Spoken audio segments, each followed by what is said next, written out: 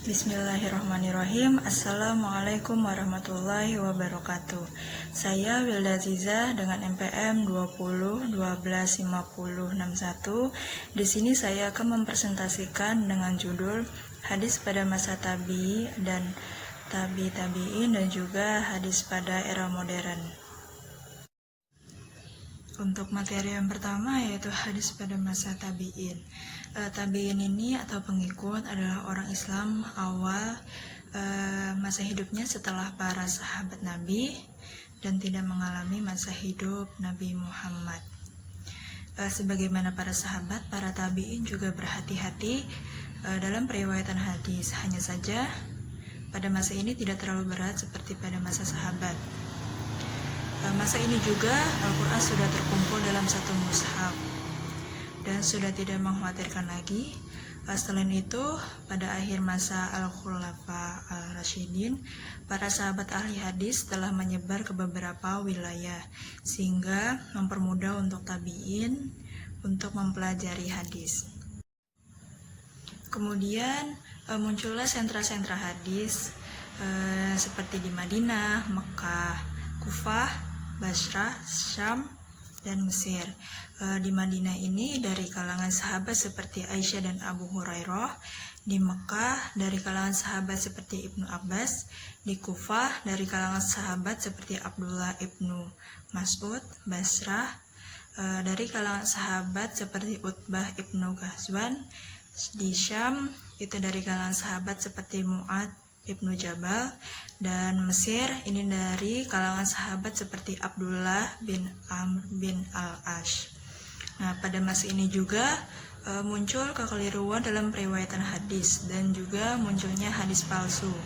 Nah, faktor terjadinya kekeliruan ini yaitu riwayat hadis adalah manusia, maka tidak akan terlepas dari kekeliruan. Yang kedua ini terbatasnya penulisan dan kodifikasi hadis. Yang ketiga ini terjadinya periwayatan secara makna yang dilakukan oleh sahabat. Pemalsuan hadis ini dimulai sejak masa Ali bin Abi Thalib. Ini bukan karena masalah politik tetapi masalah lain.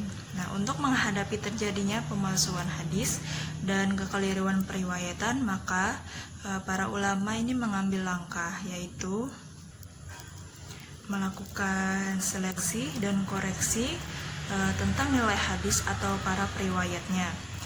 Yang kedua, hanya menerima hadis dari periwayat yang istiqoh saja. Yang ketiga ini melakukan penyaringan terhadap hadis dari rawi yang istiqoh. Yang keempat ini mensyaratkan tidak adanya penyimpangan periwayat yang istiqoh pada periwayat yang lebih istiqoh.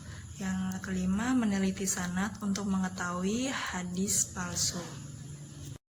Untuk materi yang kedua yaitu hadis pada masa tabi'i al-tabi'in. Masa tabi'i al-tabi'in ini dimulai dengan berakhirnya masa tabi'in. Tabi'in terakhir adalah tabi'in yang bertemu dengan sahabat yang meninggal paling akhir. Cara periwayatan hadis pada masa tabi'i al-tabi'in ini adalah bil-lafzi, yaitu dengan lafaz. Nah, kodifikasi pada masa ini telah menggunakan metode sistematis, yaitu dengan mengkelompokkan hadis-hadis yang ada sesuai dengan bidang bahasa, walaupun dalam penyusunan masih bercampur antara hadis Nabi dengan kaul sahabat dan tabi'in. Barulah pada awal abad kedua Hijriah dalam kodifikasinya hadis telah dipisahkan dari kaul sahabat dan tabi'in. Selain riwayat di al-lafzi, ada juga sistem penerimaan periwayatan hadis dengan sistem isnad. Maraknya pemalsuan hadis yang terjadi di akhir masa tabi'in yang terus berlanjut sampai masa sesudahnya menjadikan para ulama meneliti keaslian hadis dengan cara